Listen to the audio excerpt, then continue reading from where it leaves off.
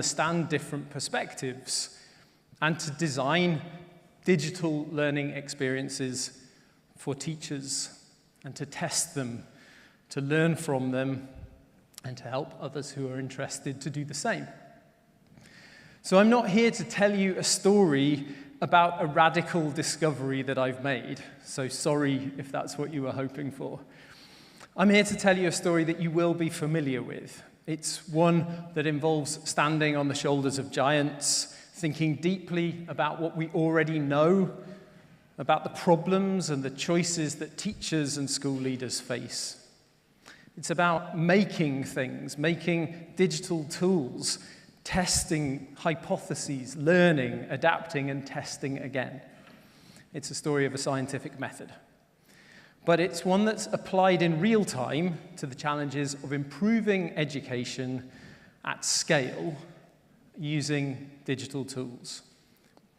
And it's the story of one small but mighty team's systematic attempt to solve the intractable problem of improving education at scale in a way that is authentic, sustainable, and replicable.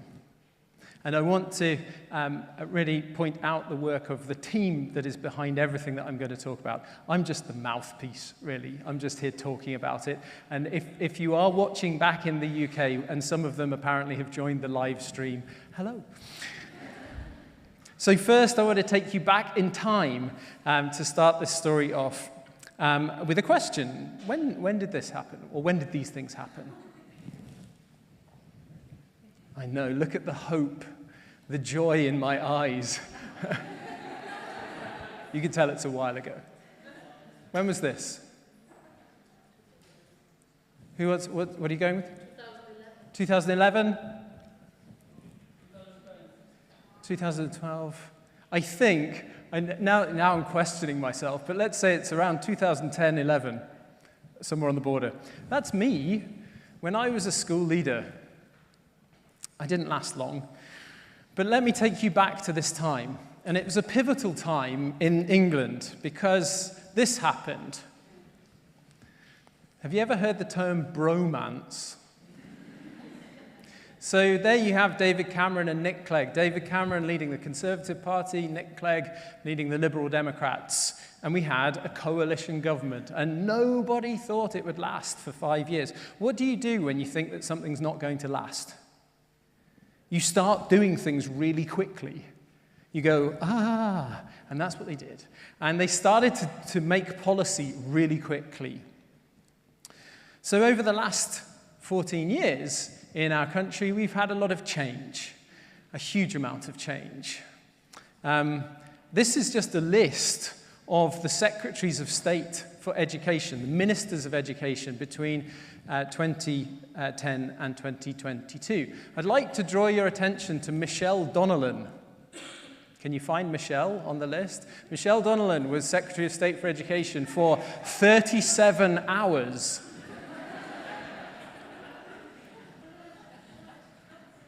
Change is good, right?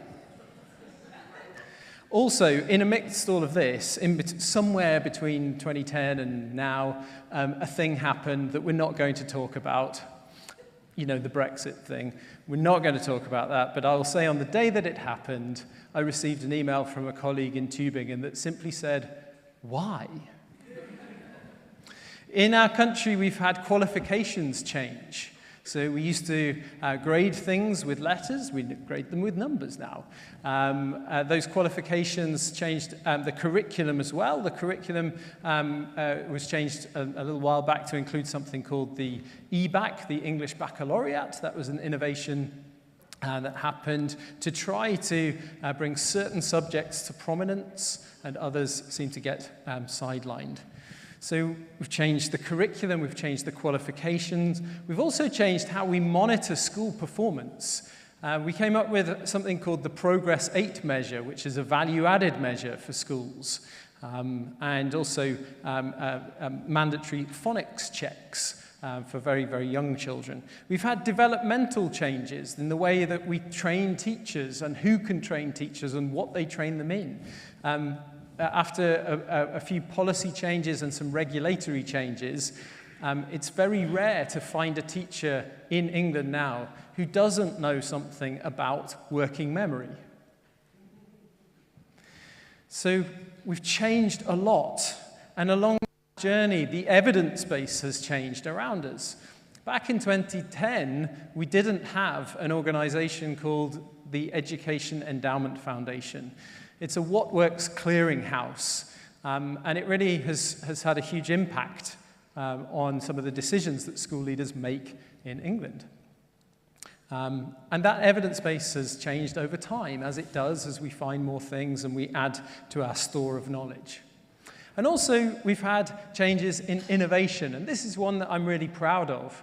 This is something that we've been involved in at EBE. My colleagues Rob Coe and Urania Ventista have led on this work with the National Institute of Teaching, where we've been working to figure out if we can measure the contribution of an individual teacher to students' learning using assessment data that schools already have.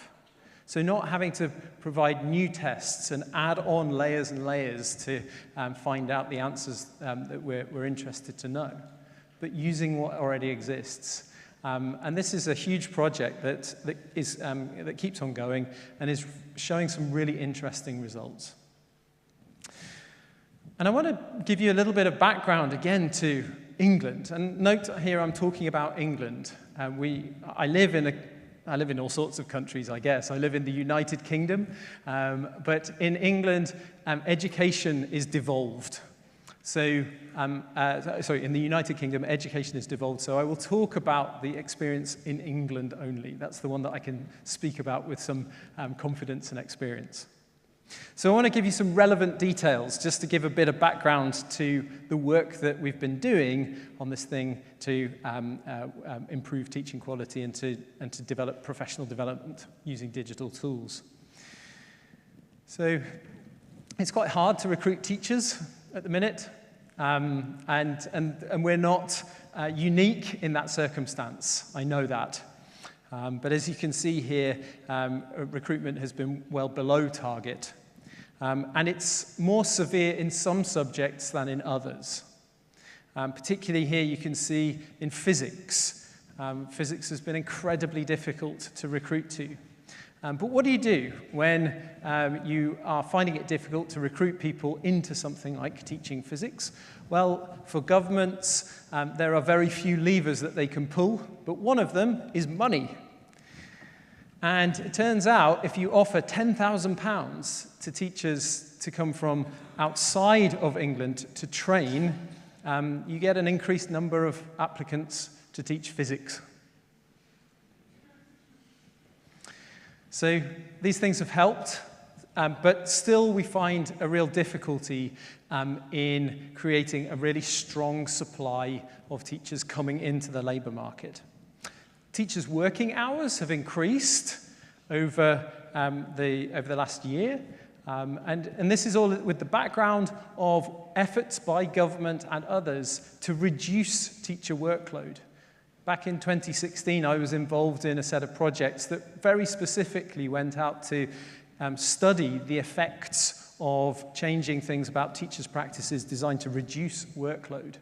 And yet still we see that workload is very, very high. And now, 2024, we have a new government. So we had a general election just recently, and we moved from a Conservative government to a Labour government with a very large majority. So they have a huge mandate to get on and do things. And this is really exciting, and you can see here the new ministerial team led by Bridget Phillipson. So that's to give just a little bit of background to the work that I'm going to talk about now. And we know that improving education at scale is hard. However, we also know that teacher expertise is the key in-school driver of student learning. And this is important because it's provided one of the key foundations for the work that I'm going to talk about today, the Great Teaching Toolkit. There's lots of evidence that of all of the things that policymakers and school leaders can influence, it's what teachers know and do and care about that seems to have the biggest difference on students' outcomes by quite some margin. And high-quality teaching, or as I'm going to call it, great teaching, narrows the attainment gap between those who come from disadvantaged backgrounds and other learners. And great teaching is not some fixed quantity. It varies across classrooms, and it can be learnt. It can be developed and supported and nurtured. And for all of these reasons, my colleagues and I at EBE established the Great Teaching Toolkit project to create digital tools that help to improve learner outcomes at scale by building teacher expertise. So to help to make this a bit more concrete, I'm just going to show you the platform. This is it. This is just a quick snapshot. And if you've got time, I'm happy to bring it up and press buttons and show you what it does. But it's just an online platform that we've created that is accessible and directly works to help teachers to improve their expertise. And I'll talk more about that as we go along. This is another screenshot from inside. And I'll talk more about these things. But I just really wanted to give you a concrete picture of this thing. So that's the thing itself. That's an online platform. That is the Great Teaching Toolkit. But before that, before there was any kind of set of digital tools, there was something else. There was a simple document that we published back in 2020. And it's what we called the Great Teaching Toolkit Evidence Review. And I put a QR code there so that you can download that. We set out to identify and review and summarize the best available international evidence about what teacher practices and skills and knowledge and behaviors are important for student learning. And you will, I hope, be pleased to know that when you get to the references section in that, you'll find loads of people that you know, some of whom are probably in this room. An awful lot of the best available international evidence comes from your country. I think that's wonderful. I've got a list of names here. I'm not going to read them all out, but you know, there's absolute legends, I think, in the world of research. I am going to read some out. People like Tina Seidel, people like Eckhart Klima, Anna Katerina Praetorius. There's loads of people whose work in this country has informed everything that I'm going to talk about. And that evidence base that we identified and then reviewed and summarized gave us what we've called the model for great teaching. It's a credible summary of the elements of great teaching practice. So basically, the things that we know have an impact on learning. And from this, then, what we had was a curriculum for teacher learning, a shared language of teaching. And since 2020, the Great Teaching Toolkit Evidence Review has been translated into Modern Standard Arabic, Mandarin, Spanish, Swedish, and Welsh. At present, there isn't a German version. But I am one of life's optimists. See me after if you'd like to. Anyway. Right. To help to get into this language, I want to do something, this is a bit of a risk, but I'm going to go with it anyway. We're going to have a quiz. Are you ready? So we're going to have a quiz about classroom practices. I'm going to show you 10 statements shortly. And those 10 statements, I'm going to ask you simply to say whether you think it's true or false. That's it. Okay? That's all I'm going to ask you to do. Now, I'm very aware that I'm in a room with a lot of people who really know their stuff. So let's not have any arguments or anything like that. And then what I'm going to do is I'm going to put up my answers, or the answers that we've put into that evidence review. And then all I want to do is to see whether we have some kind of consensus, whether we have any agreement. This will be exciting. I've done this with loads of groups before, but never with a group like this. And you need to commit yourself to an answer. So committing could be on paper, or it could be on a device or whatever, but I really want you to have an answer to them. Here we go.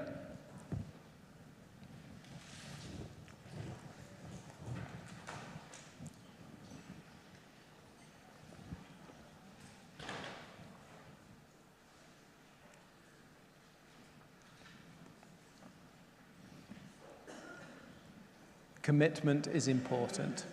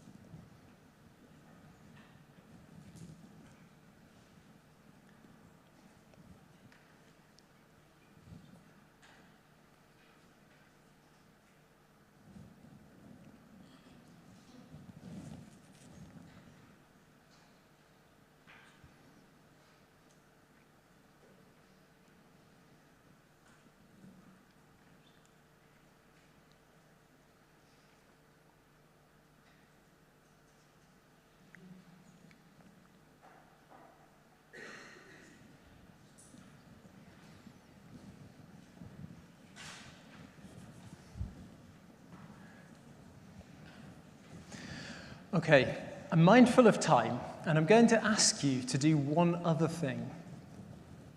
In a moment, I'm going to just go through each of these one by one quite quickly. And at each one, I'm going to ask you to raise your hand if you think it's true. That's all. Okay, so let's start with number one, that students will only learn from a teacher that they like. Do you believe that that's true? If so, put your hand up. Have a look around, see what people are thinking. Thank you. Okay, number two, getting students to talk more and teachers to talk less leads to deeper student learning. If you think that's true, put your hand up. Okay, thank you. Number three, every lesson should offer differentiation, so different materials, different tasks, and different success criteria for different students. If you think that is true, put your hand up. Interesting. Look, we're already seeing division in the room. I love division. It's great. It would be boring if we all thought the same thing. Number four, teachers should praise all their students every lesson. If you think that's true, put your hands up. Thank you. Again, a diversity of opinion. Number five, even for experienced teachers, in most cases, improving their management of students' behavior will substantially increase students' learning. If you think that's true, whoa, okay, there we go. And you know, it doesn't matter which country I go to. Number six, every lesson should start with a retrieval quiz to reactivate previous knowledge. If you think that's true, put your hand up. Okay, thank you. Number seven, understanding students' learning styles can give us insights into how best to teach them. Put your hands up. Okay, I'm going to disappoint you in a minute. Number eight, great teachers should always aim to minimize students' cognitive load. If you think that is true, put your hand up. Okay, thank you. Number nine, when they explain a new idea, teachers should be spontaneous and authentic and improvise rather than script in detail exactly what they're going to say. If you think that's true, put your hand up.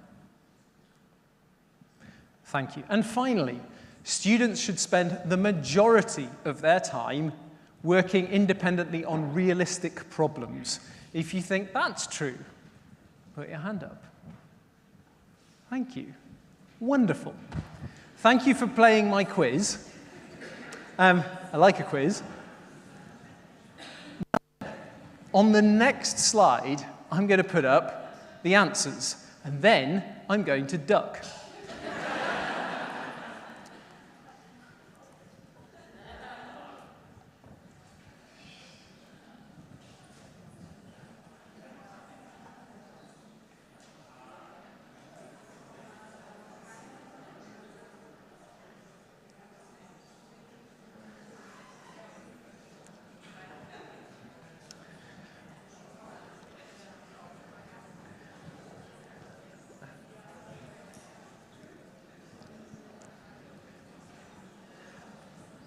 This is great. Okay. Now, because I have the microphone, I'm going to say we're not having a discussion now.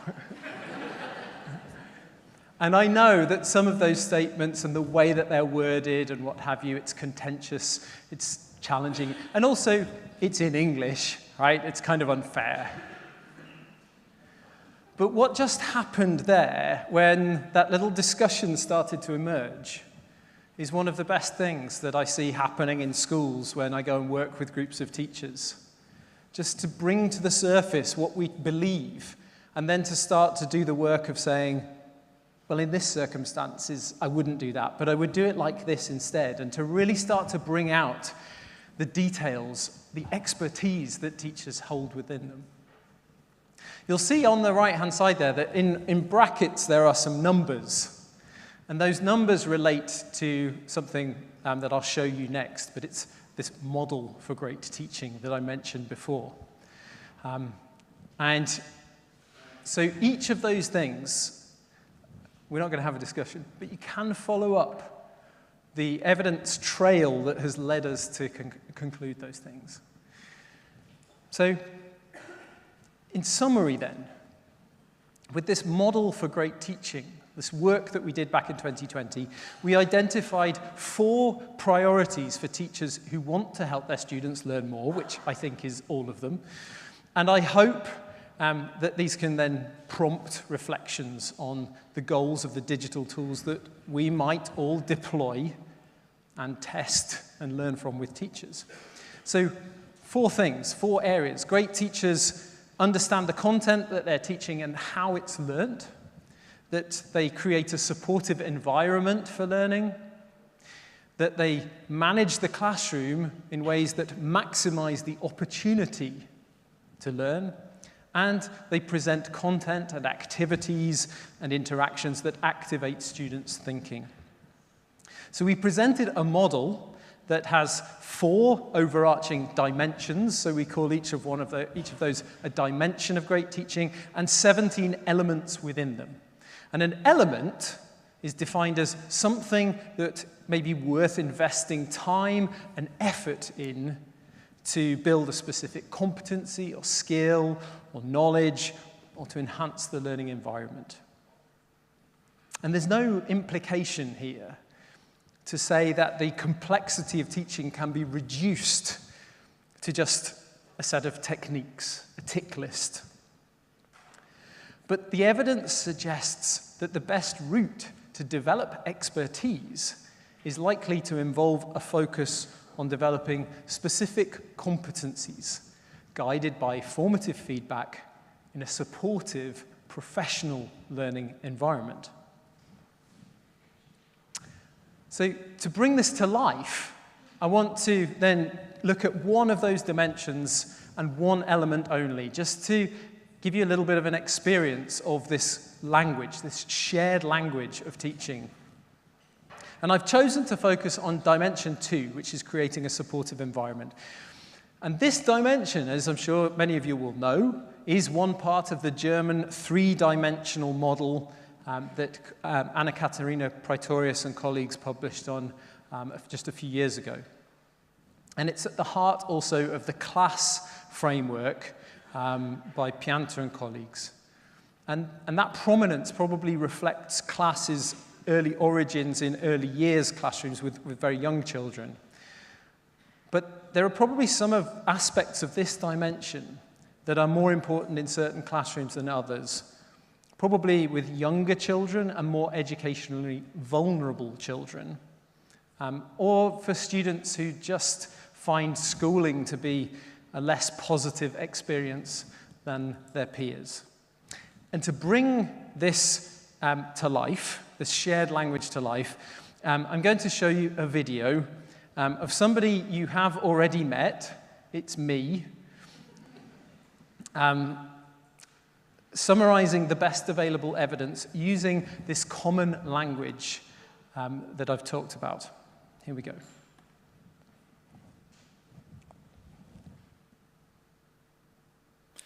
The first element of Dimension 2 concerns the quality of the relationships between a teacher and their students. Teachers should show respect and sensitivity towards the individual needs, emotions, culture and beliefs of their students, and that respect should also be reciprocated. Teachers should behave in ways that promote student respect for the integrity and authority of the teacher. Teachers should also convey care, empathy and warmth towards their students and avoid negative emotional behaviours such as sarcasm, shouting or humiliation. And this element of great teaching is multifaceted and complex. However, there are two particular aspects of teacher-student relationships that deserve specific attention. Relationships with students with special educational needs and disabilities, and culturally relevant teaching. The requirement for respect and sensitivity towards students' individual needs is amplified in both importance and difficulty when those needs are more diverse or extreme. Developing good relationships of trust and respect with students with special educational needs, neurodiversity, or disabilities often requires specific knowledge and adaptation. Great teachers know their students well as individuals. They're well informed about the nature and requirements of their students' specific needs and have strategies to accommodate them. Another key part of this element is the need for teaching to be culturally relevant. Great teachers are aware of, respectful towards, and responsive to the cultural identities of their students. This is particularly important when the student's culture differs from and has the potential to conflict with that of the teacher, school, or college.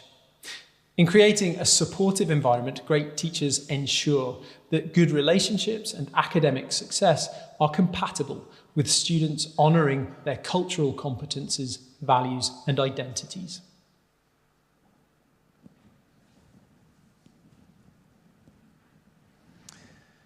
On reflection, it's totally reasonable to justify the need for these positive student behaviours on grounds of social cohesion, decency, and human rights. But there's also empirical evidence that they are associated with higher achievement. And along with other important student outcomes, such as well-being and student attitudes. For example, evaluations of the My Teaching Partner intervention show that when teachers work on improving the warmth and supportiveness of classrooms, student outcomes improve. There's also evidence of benefits for improving classroom environment, and so we included this dimension in our model simply because A, there is good evidence that it can have a small effect at least, that there may be some contexts or individuals for whom the effect is actually much larger, and also that there's good evidence for its impact on wider outcomes such as well-being and attitudes. So we have a curriculum then. The evidence review, when we published it in 2020, we just put it out online, made it freely available. And we were surprised by the response to it. It's become a shared language that allows people from diverse perspectives to talk about the same things in the same way, which seems like a really simple thing, and in a way it is, but the power that it holds is incredible, because school leaders and teachers can talk about questioning and feedback and relationships and motivation using the same words to talk about the same things. So with the curriculum in place, we went on then to develop the Great Teaching Toolkit, an online, scalable platform of tools to provide feedback for professional development over time, a collaborative environment, and a development model to help teachers to work together on the elements of their practice that matter most. And my team's work on the Great Teaching Toolkit has always been grounded in the best available evidence and theory about how to improve education at scale. But many aspects of that evidence are currently lacking, and particularly in relation to how it actually applies in practice. So we think of the toolkit as our best hypothesis rather than a guarantee.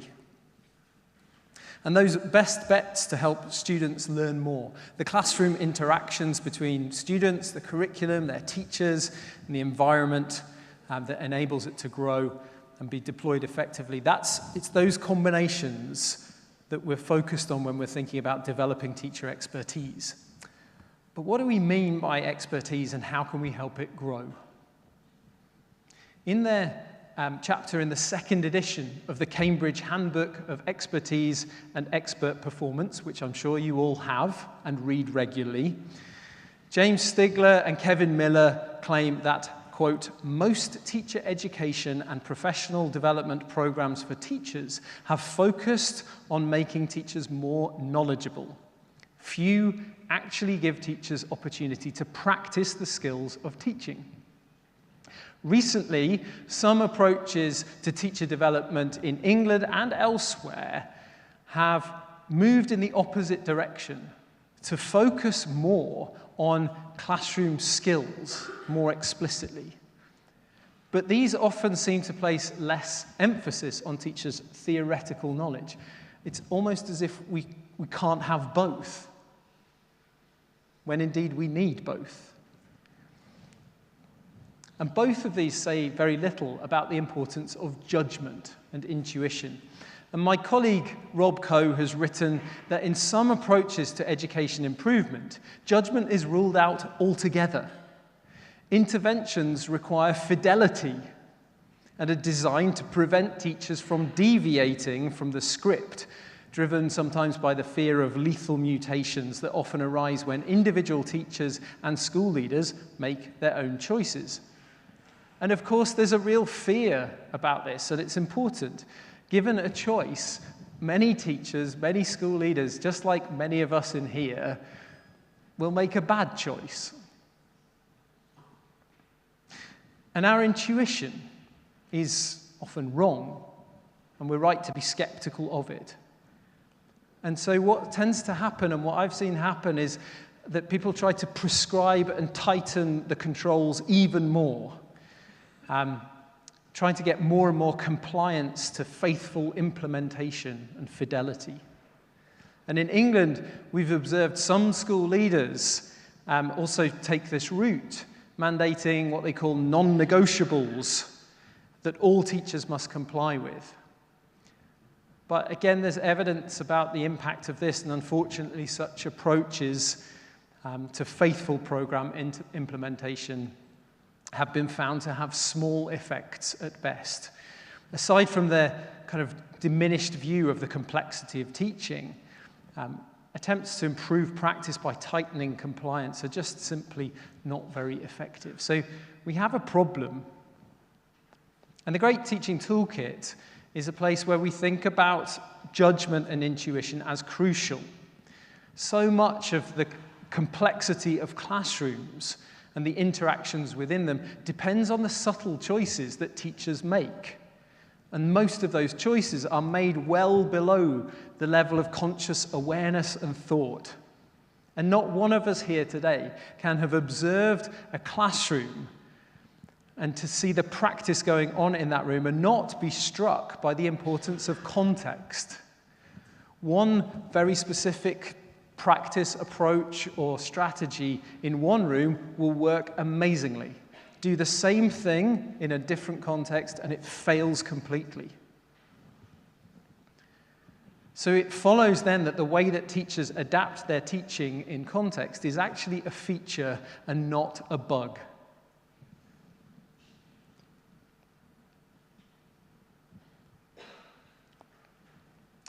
I want to move on and talk a little bit about the importance of deliberate practice and how deliberate practice is one of the ways in which the development of judgment, teachers' judgment and expertise can come about. To be able to adapt and apply things in different situations is to have what Japanese researchers have referred to as adaptive expertise. And you can go back to the 1980s and the work of Hatano and Inagaki. And sometimes people worry that focusing in on specific techniques and competencies can seem to oversimplify teaching. But as you'll be aware of the work of Pam Grossman and other colleagues, and I've heard about this today in sessions, decompositions of practice and approximations of practice, simulations, rehearsal opportunities offer really interesting and fruitful ways forward. And this is a way in which an area in which digital tools can be really quite powerful. And so this is when I want to get into the world of feedback inside the Great Teaching Toolkit, because in order to engage in those approximations of practice and those simulations of practice, one of the things that's required is for teachers to have feedback on their current practice in some way or other.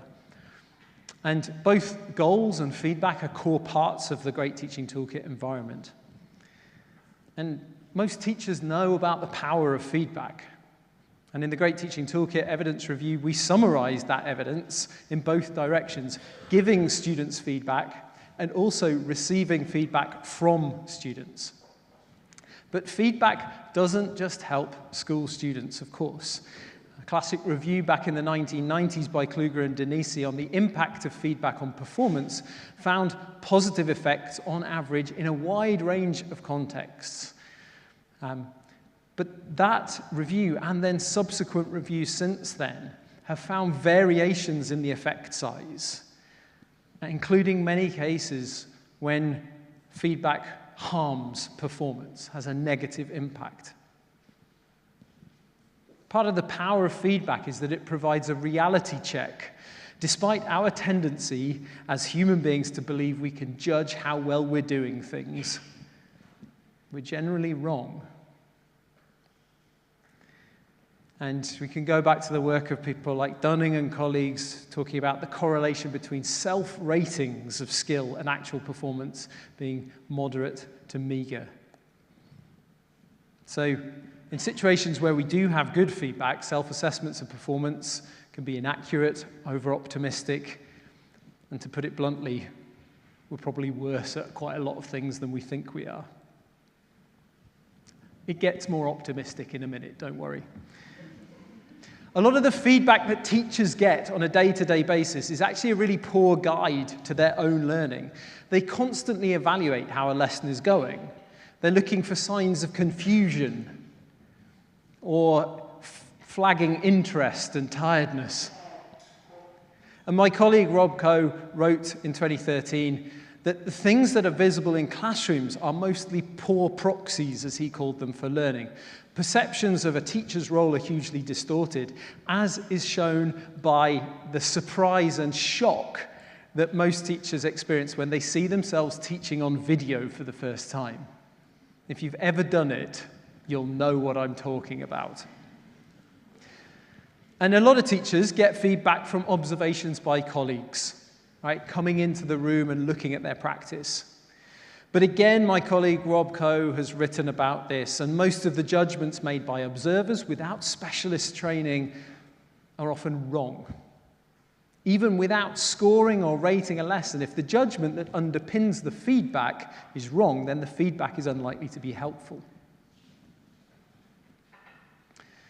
But a number of studies have looked at the impact of interventions that feature feedback to teachers to raise the attainment of students. And although some do find positive effects, overall the picture is a little bit mixed. And I think there are three key reasons why. Feedback is brutal. If we acknowledge that we might not be as good as we think that we are, if we acknowledge that, then remaining ignorant is blissful. If I don't know it, I don't have to deal with it. Practical measures for feedback are really hard to make. And even if we want it, effective feedback is quite difficult to get. And the requirements for practical measurement in this area are demanding, and the expertise to make them is not universally available. And finally, acting on feedback is just hard. Even if you get really high-quality feedback, the challenge of the hard work to actually do something with it remains. So the prioritization of feedback within the Great Teaching Toolkit has been influenced by an area of research that foregrounds the power of feedback, improvement science. Improvement solutions have to be fit to the context in which they're supposed to work. So they have to be developed in conjunction with the people on the ground, teachers, the ones who do the day-to-day practice. And on the screen here, I put up an example of feedback that features inside the Great Teaching Toolkit. Indeed, this is feedback that I got on my own teaching a couple of years ago. This is on one of those elements of great teaching, on specifically explaining.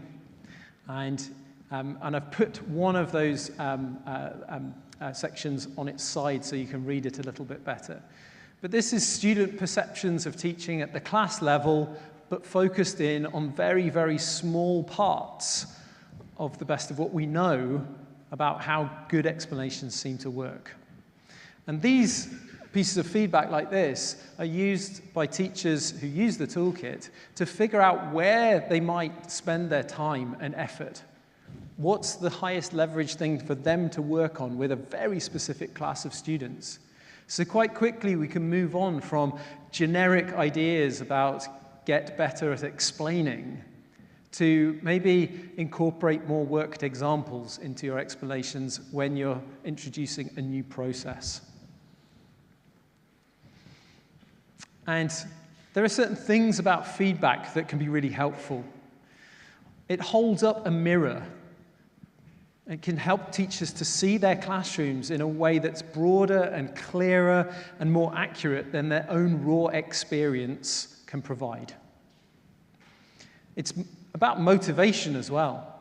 And if you get feedback on a repeated basis, it helps teachers to see the progress that they're making. And with that example of the feedback I just put up before, we've seen teachers use that repeatedly during school years to track their own progress. Nobody's doing it to them.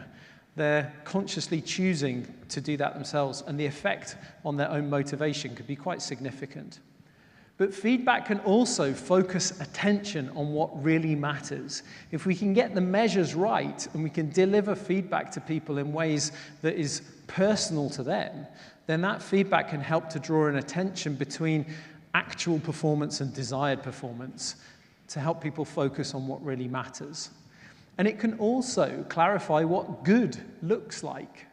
It can help you to understand, at least theoretically, some of the key aspects, the core content of certain parts of your teaching practice. And feedback really is the key that turns turns experience into learning. Without it, we just keep on doing the same things over and over. So I'm going to just conclude by showing you little bits of the toolkit, and then I'm going to open up for questions, and then I will definitely finish by 6:30, because literally I'm sure you all want to go and have dinner. And so do I. I said that setting goals is an important part of the process of using the toolkit. So we know that professional development that incorporates as part of it goal setting, understanding building, so understanding theories and evidence and so on is important, as is the development of skills and the embedding of habits. So we've created tools to help people to set goals that then are only based upon the best available evidence, but not just the best available evidence generically, but that which pertains to their own practice by combining feedback tools as well as that shared common language of great teaching.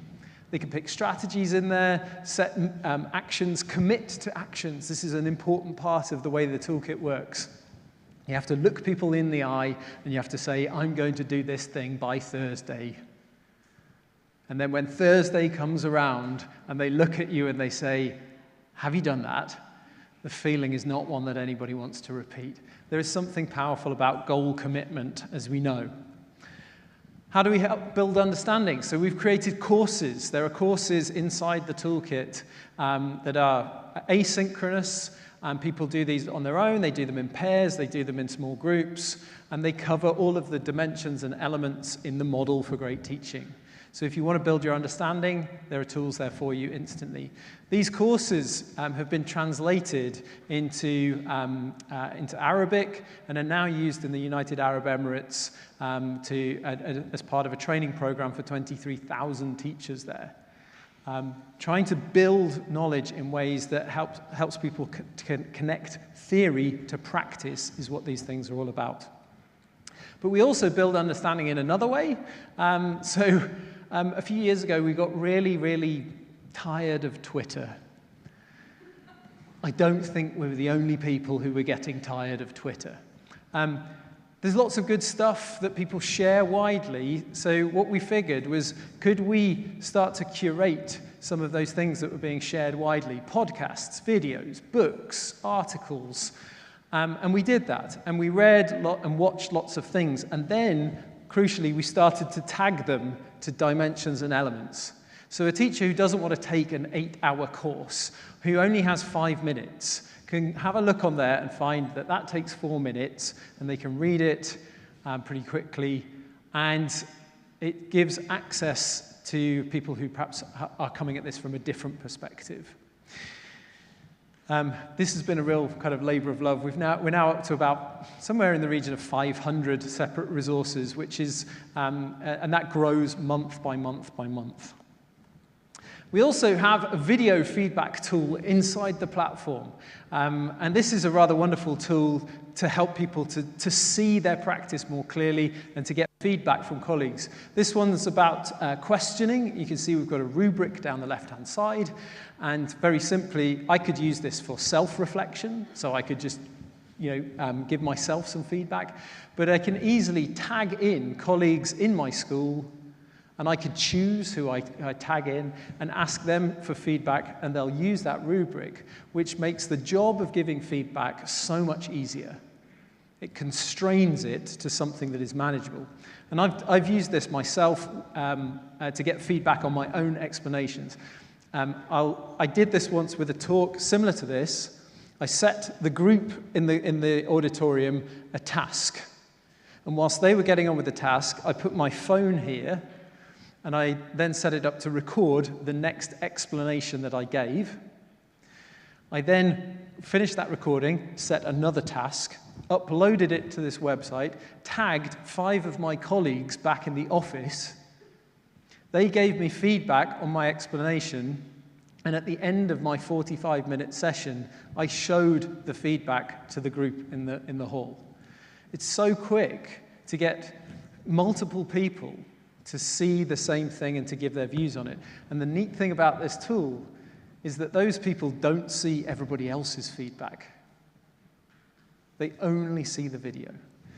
And these inside the platform, this video feedback and also the student survey feedback that I showed you only is seen by the teacher themselves. Their line managers, their bosses, their colleagues do not see that unless they choose to share it with them. And that's crucial for us because we're always trying to balance out autonomy and accountability, always trying to find a middle path between those. We try to help people embed habits as well in the toolkit. So this is an example of just a development plan that comes at the end of a course. You take the course, you say, this is what I'm going to do. You make a commitment to it, write it up, set some dates, set some actions, and so on. So it's just a very simple tool, but one that's been reasonably powerful. We've also created functionality to take away some of the administration for doing professional learning. So simply, who is going to do what and when? So inside the toolkit, we have what are called great teaching teams. And we can set up teams of 2 people or 5 people. We think that the optimal is 4 to 6 people. Small enough so that everybody is heard and everybody feels the need to get involved, but not big enough that you can hide, but also not so small that bad ideas can dominate. And that's just another screenshot in there where we've got a team there, the metacognition group of 3 people, And they can set agendas for their meetings and then tick off actions when they're done. And all of this records in the background to create a profile for those teachers that they can then download to say, here's what I've been doing. I'm going to conclude and just give a short opportunity for questions in a moment. But I want to say a couple of things. If teacher expertise truly is the strongest determinant of students' achievement, and the main function of professional learning is to develop expertise, then how we think about expertise really matters. It doesn't just grow naturally with experience, but it can be developed given the right conditions. It requires a balance of knowledge and skill and judgment, and professional development, for it to be effective, needs to address all three. And as we've learned a bit more about how to make the Great Teaching Toolkit work in practice in a wide range of contexts, the tools within it and how they're experienced are already changing. We test and learn and adapt. And schools and colleges and their teachers who use the toolkit, yes, they get a set of tools. They get courses and resources and video feedback tools and student survey tools that should help them to be even better than they already are. But if you took that toolkit, you tipped it over and you shook it out, what you have is a research project. And those schools, those teachers, those leaders are part then of something much bigger, a systematic attempt to solve this big problem of improving education at scale in a way that is authentic and sustainable and replicable. Thank you.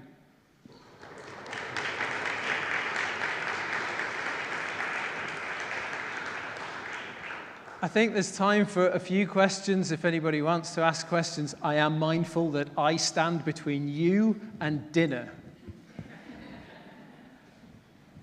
Any questions?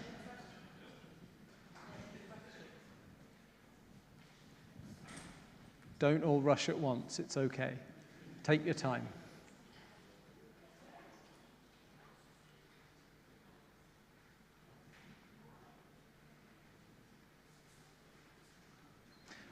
I have a question for you. I talked about a shared language of great teaching. He has a question.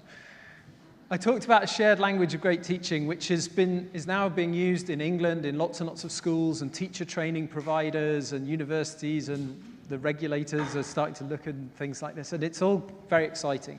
Could a common language, a shared language of great teaching exist in Germany? Could we all talk about the same things in the same way, using the same words? Let's make that a rhetorical question.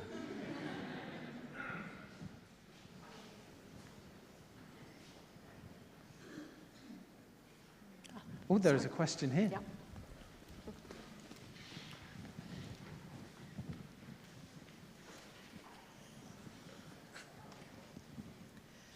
Thank you very much for the presentation of the toolkit. It's very interesting, but my question is, how do you reach all the teachers who we think are involved in hard work and have no time to spend on this toolkit and work together, even if they want? Yep. They have other problems to solve.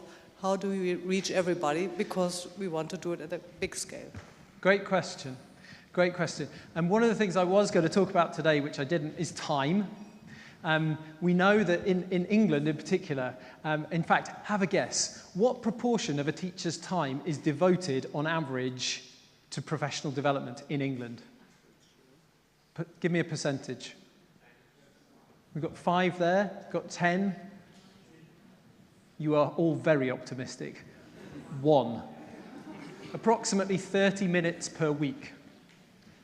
And even then, urgent things push out important things. So how do we do it? Firstly, when we work with people who are interested in the toolkit, we say that there is a role for leaders to play in this. And school leaders can do certain things that teachers can't. they can prioritize time to be used in certain ways. So firstly, it's about leaders taking action to ensure that sufficient time is set aside. And sufficient time for us, we would say, is 1 hour per week.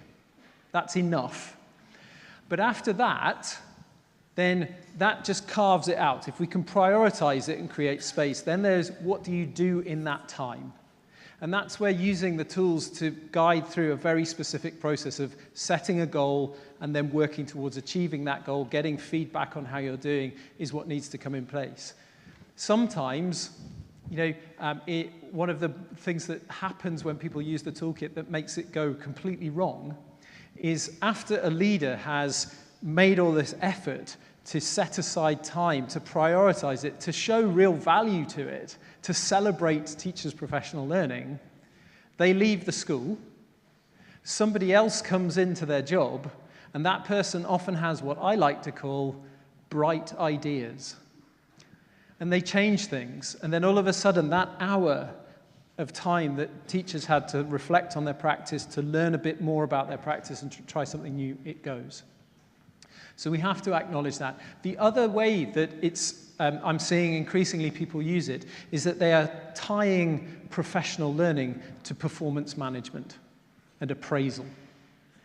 So increasingly I'm seeing people, in fact, I've got a meeting later this week with a group of schools who have taken that model for great teaching, those 4 dimensions and 17 elements, and they're turning that into their teacher competency framework, and then that will be a part of their appraisal cycle to say, which of these areas have you been working on, and what have you done to get better at those areas? So there are kind of structural ways in which incentives to use time with the toolkit can be made, but ultimately a teacher has control over only a small number of things. And oftentimes they can't control the timetable, they can control what they do in time if it's protected for them. I hope that answers your question. Does it? A little bit, thank you very much. A little bit. I'm more than happy to talk afterwards, please. Again, thank you very much for your inspirational talk. It's also for us in the German context maybe a very inspiring perspective to have a great teaching toolkit. But my question to this point is, I know quite well the English system of teacher education, which is primarily done by PGCE courses and it has changed, actually. Or maybe a very intensive phase of lecturers and professors working with the students. And in the German perspective, it's a 10-semester study, which means we have educational studies, we have subject content studies, and so on. Yeah. So there's maybe a cultural challenge to adapt the great teaching toolkit to the German perspective. Could you elaborate a bit maybe on the cultural specificities of your teachers you're working with? Yeah, so in our country, in England, we have frameworks that are set out by the government that say teachers must learn this and they must learn how to do that. Interestingly, what we found is that there is a really strong alignment between what those frameworks say and what the evidence also says. So that's a good starting point. But in our cultural context, a lot of teachers increasingly do not do a PGCE and the kind of university route to teaching.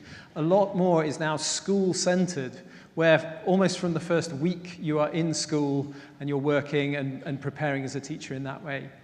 So in that context, what teachers need is accessible tools to both build their theory and their knowledge, but also practical ideas, techniques that they can go and take away, and then tools to get feedback on those things. So it's starting to be used in some of those teacher training contexts in the early stages of teachers' careers. It's being used more later down the line to build out a kind of a full program of continuing professional development. But one of the things that I'm really interested in with this toolkit is not to go around to anywhere, not to come to Germany or to go anywhere and say, hey, we've made this thing and it's perfect, you should do it. But to work with people who are interested, to share what we've learned and to say, if you want to build something similar, why don't we work together on this? It probably won't look a lot like this because this was built for a different context. And it will definitely have German words in it. But that kind of collaboration is so important because, as I said in my talk, context is so important. What works in one place does not work somewhere else. So if anybody wants to work with me and let's make toolkits, let's do it. I'm totally up for this. Any other questions? There's a question in the top right there. Katerina. Yeah. We are meeting here dealing with digital learning. Yeah. So do you think that the context will shift in a way that a lot of empirical database is not fitting to the system any longer? So even the role of teachers will change during that adaptation or transformation. Okay. So the question is about, does the empirical evidence that we have right now, is that going to be relevant and salient as technological changes happen and societal changes happen? Great question. I wish I knew the answer. My instinct is to say that we know a lot about what great teaching is and the constituent parts of it. We have always, as teachers, had new tools that come into our lives, changes that happen. I think that, and this is just my instinct, I have no evidence for this, I think that dimension 2, the one about creating a supportive environment, will become increasingly important in a lot of contexts. I think a lot of the content knowledge, I think teachers will still need to have deep content knowledge because I think AIs will hallucinate for a while. I think that teachers will need to have deep understanding of the fact that homework is now dead, because children would just press the big button and do far better than they ever have before. So what this tells me is that we have to invest in continued excellent empirical research. We have to keep learning so that toolkits like that, or whatever form it takes, are trustworthy and credible.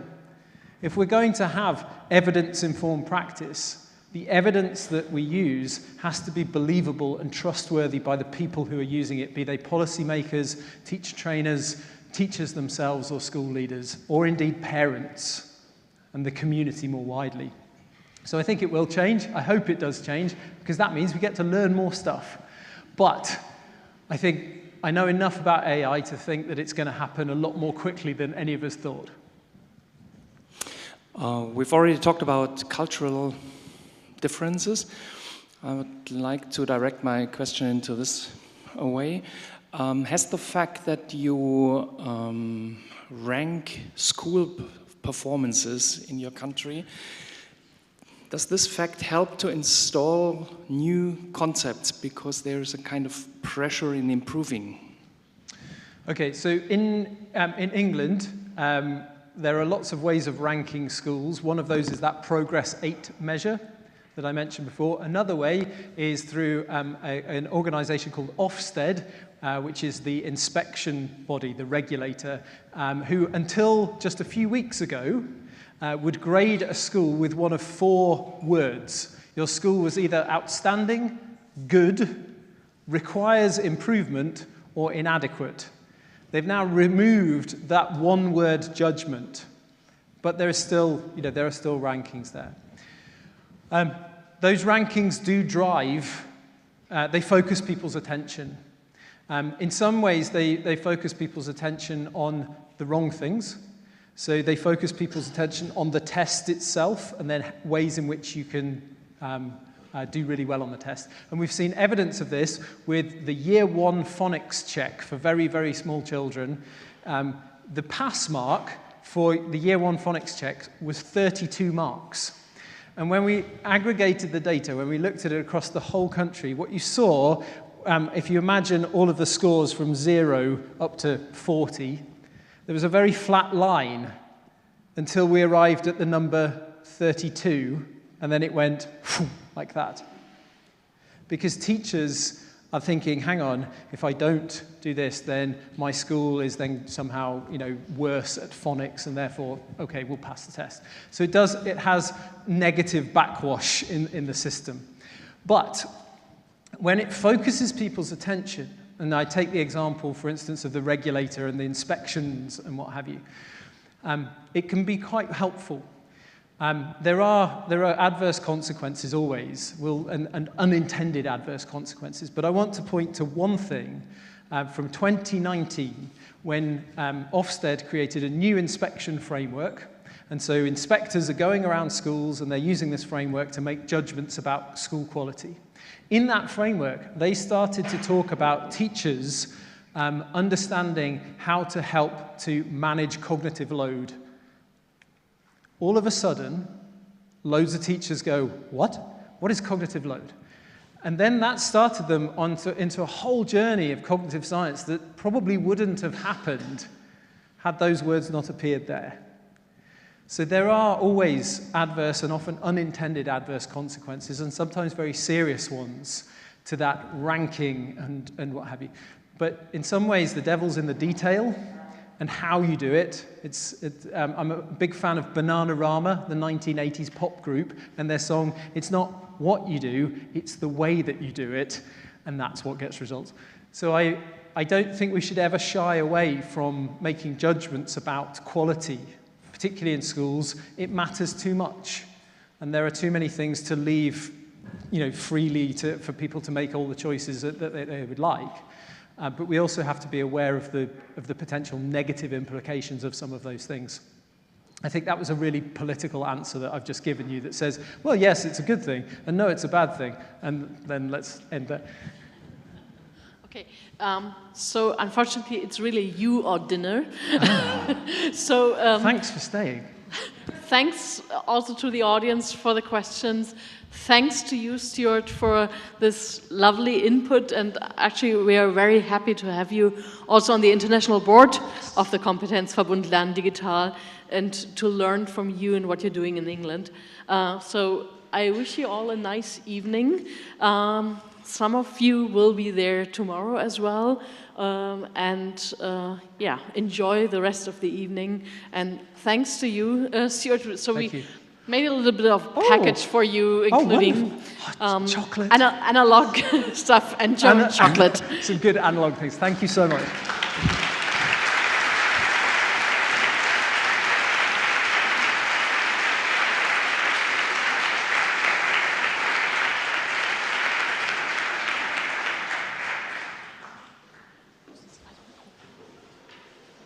Johannes hat das. Ja.